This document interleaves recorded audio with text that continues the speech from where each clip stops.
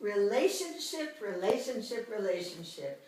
Why is the world so obsessed with relationship? Well, for a very, very good reason. Relationship is about connection. And connection is actually about life itself. How so? Well, all things come into being through relationship. We're born in relationship. We become defined in relationship. We learn about ourselves in relationship. We also get wounded in relationship. But we also heal in the context of relationship. And as gregarious beings, social beings, we need relationship to live. So of course the world is obsessed with relationship. So we take a look for a moment at the statistics around marriage. Do you know that 5% of all couples are willing to say that they're actually happily married? But then when we take the statistic of how many people would still remarry the same spouse with whom they say they don't have a favorable enough life, 95% of the population says, I would remarry the same spouse. So I think we need to understand a little bit about why that's so. There's a destiny and there's a history about relationship, and it follows a pattern, a natural pattern. So how do we meet and marry our partners? Well, the imago theory says that we are attracted to things actually that are familiar to us. And what is familiar to us? Well, if we think about it, basically, good old mom and dad, right? So we end up marrying someone who makes us feel comfortable, or at least familiarly comfortable, the way we felt at home. But of course, we all want an upgrade on that, right? And so how do we make sure we get that upgrade? Well, we look for some ideal qualities that we want in our spouse, perhaps some of the opposite things that we didn't have in our childhood. And you know, in the back of our mind, every person has a dream of how it will be for me. And no matter how good our lives were as children, we still want an upgrade. We want it to be better.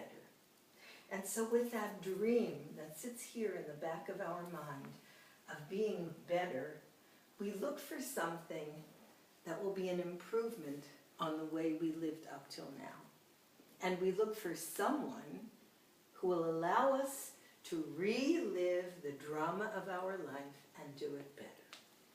So of course someone like that is going to have some of the traits of our mother and father, with a little twist. So that's going to be the interesting core, the center of our relationship, that we will have something in common with that person, and also something in common with the wounding that we received and that our partner received, where perhaps we adapted differently to that wounding. And when I look at my partner, well, I'll see a little bit of the adaptation I'd like to have. Maybe if I became quiet, wasn't seen, and wanted to be more outspoken, maybe I'll marry a partner who is more outspoken. But maybe he'll marry the opposite, say me, because that was the adaptation he didn't have to not being seen. So we're going to look for things in our partners which will be an upgrade, but we're also going to look for elements that make us feel comfortable and good. So we're actually looking for a partner that will help us do that drama, will help us do it better. So I'd like to introduce the first principle of that work, and we're going to call that principle the principle of the sacred space. So what is the sacred space? The sacred space is the place in between one person and another where they get to put the elements of relationship that they want to bring there. And the space is sacred because it divides, it separates between two people, and it allows each person actually to be who he can and wants to be. And the space helps us see the otherness and appreciate the otherness of the other person. I would imagine that there are a lot of people here today who never felt the otherness of themselves, and they never actually felt that they were appreciated for who they were. Perhaps some of you lived in families where your parents wanted you to be a certain something or a certain way, or were requiring a certain behavior. And somehow in the muddle of many children, everyday life, family life, you weren't seen for the things that you particularly appreciated about yourself. And then maybe you went through school and never felt that particular appreciation either about yourself.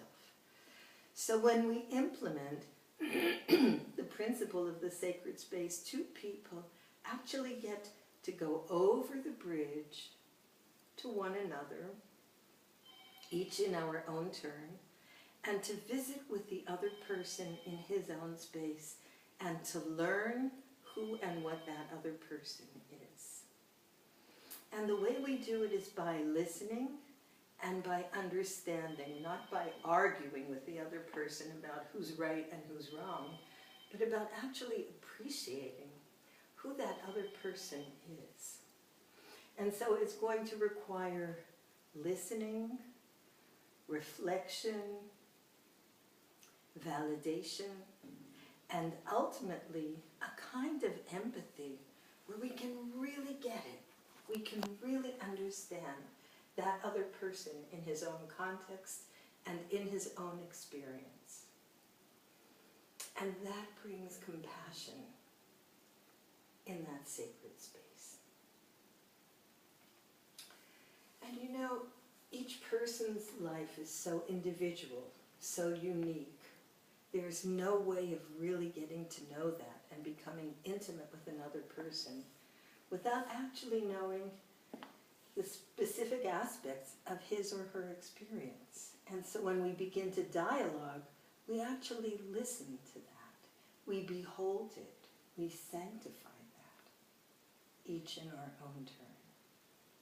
And every person's life has different roads, different communities, different interests, different aspects that we won't know until we do the crossing over the bridge.